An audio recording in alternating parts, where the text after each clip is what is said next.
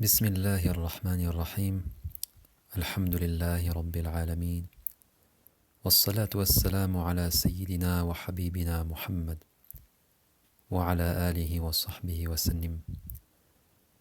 Assalamu alaikum wa rahmatullahi wa barakatuh. Et voici notre leçon sur les aphorismes, les paroles de sagesse de l'imam Ibn Ata'illah As-Sakandari rahimahullah. Et nous en sommes à la parole numéro 24 que nous lisons en arabe. لا تستغرب وقوع الأكدار ما دمت في هذه الدار فإنها ما أبرزت إلا ما هو مستحق وصفها وواجب نعتها. Par quoi on pourrait traduire لا تستغرب, ne t'étonne pas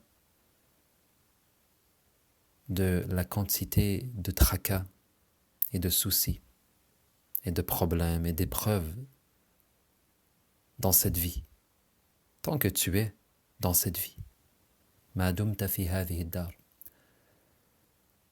فإنها ما أبرزت إلا ما هو مستحق وصفها وواجب نعتها. Car en réalité, il n'est apparu dans cette vie que ce qui convient à sa nature et à la description que Allah nous en a donnée. Et donc, de cette parole, nous comprenons que dans cette vie, il y a, pour le croyant spécifiquement, il y a celui qui s'étonne et il y a celui qui se rassure. Il y a celui qui s'étonne des épreuves et des soucis et des problèmes et des tracas. Et il y a celui qui sait. Il sait que cette vie, elle est la demeure des épreuves. On sait tous cela.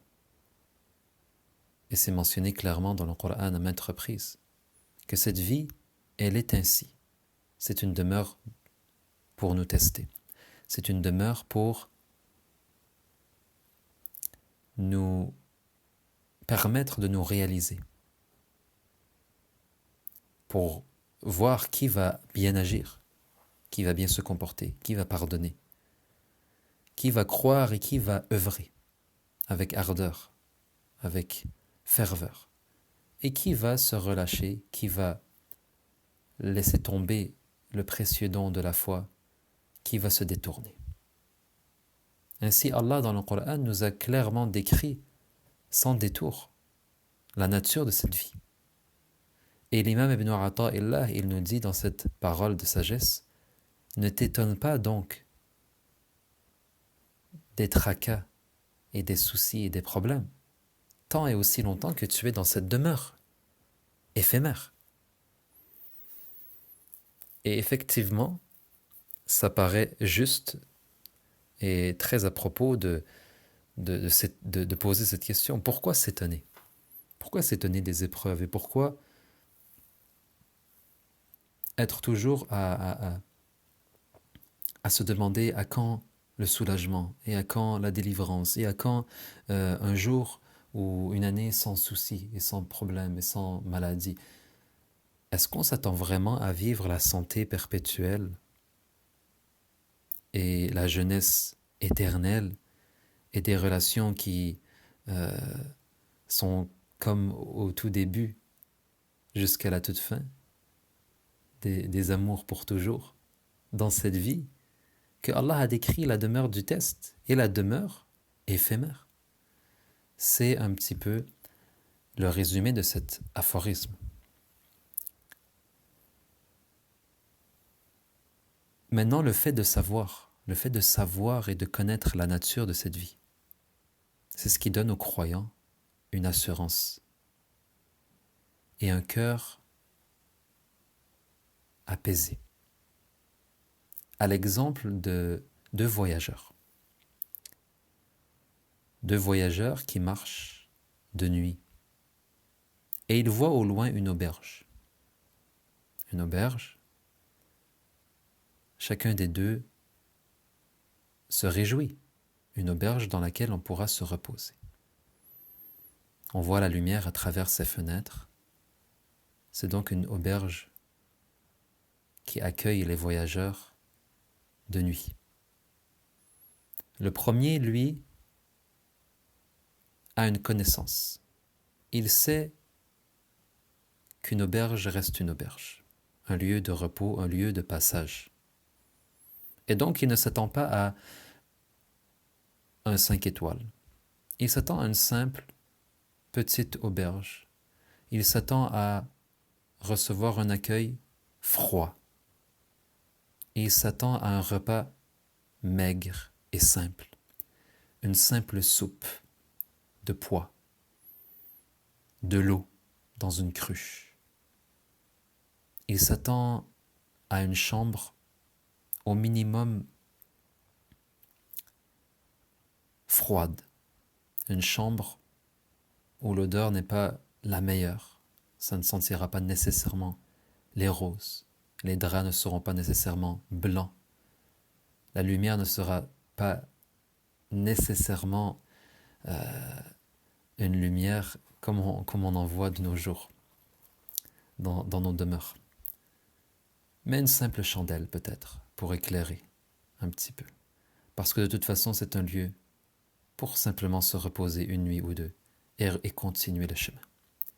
L'autre, il a des idées totalement différentes. Il s'imagine un hôtel 5 étoiles. Il s'imagine le grand luxe. Il s'imagine se faire accueillir en grande pompe. Il s'imagine un festin de roi. Il s'imagine une suite royale. La réalité, c'est qu'une auberge reste une auberge. Et cette vie éphémère reste la vie éphémère, telle que Allah nous l'a décrit dans le Coran. Le premier avait vu juste et il était doté d'une connaissance. Lorsqu'il arrive dans l'hôtel et que celui qui ouvre la porte lui sourit, cela lui réchauffe le cœur. Il s'attendait à un accueil froid. Lorsque finalement il mange une soupe avec des morceaux de viande, avec un bon morceau de pain, avec de l'eau fraîche, avec même quelques fruits, son cœur se réjouit encore.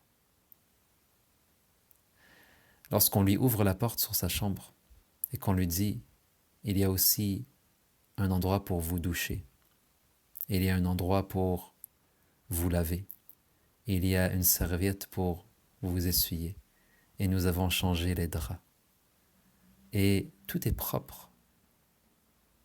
Et il y a même plus qu'une chandelle. »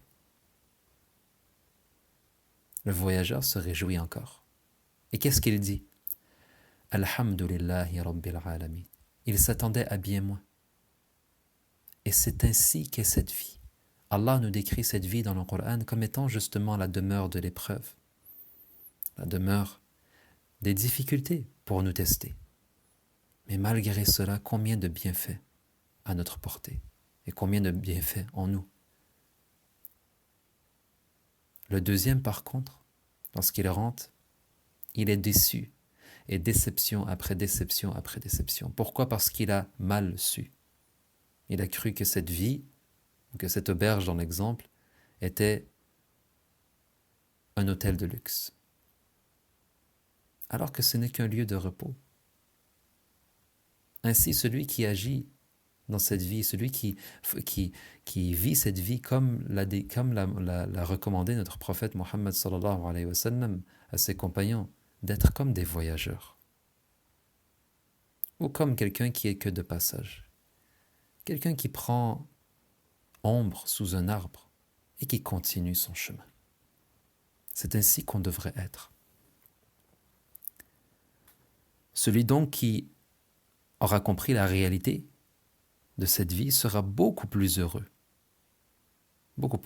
et satisfait qu'un autre qui a pris cette dunya pour l'unique vie.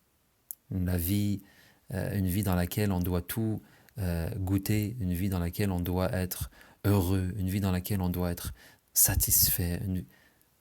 La réelle satisfaction, c'est d'être satisfait de son Seigneur. Allah Ta'ala n'a pas mis le bonheur suprême dans cette vie, mais simplement, il a mis dans cette vie assez pour qu'on soit heureux, mais pour que notre cœur se tourne vers l'autre vie, vers l'au-delà. Ainsi, Allah il a fait que, comme on dit en arabe, yawmun laka wa yawmun alayk. Allah il a fait que وَتِلْكَ الْأَيَّامِ نُدَاوِلُهَا بَيْنَ النَّاسِ. Donc, il y a un jour qui sera pour toi, un jour qui sera contre toi. Un jour sera facile, un jour sera plus difficile. Il y aura un jour, comme on dit, blanc, un jour qui sera gris, un jour qui sera noir. Ce ne sera pas toujours la vie en rose, mais ainsi va la vie. C'est pour nous préparer et nous faire comprendre que ce n'est pas dans cette vie qu'on va s'établir réellement. Ce n'est pas dans cette vie qu'on doit vouloir s'établir. Et ce n'est pas dans cette vie que tu dois chercher ton bonheur suprême. Oublie.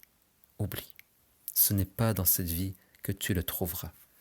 Ni la jeunesse, ni le bonheur, ni l'amour.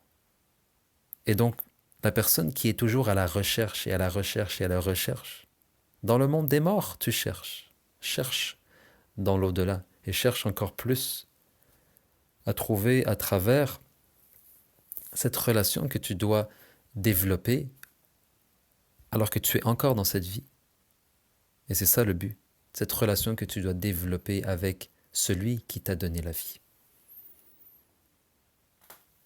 C'est cela en général l'explication de cet aphorisme de l'imam Ibn Ata'illah As-Sakandari, rahimahullah. Et Inch'Allah, on continuera avec la suite plus tard. Wassalamu alaikum wa rahmatullahi wa barakatuh.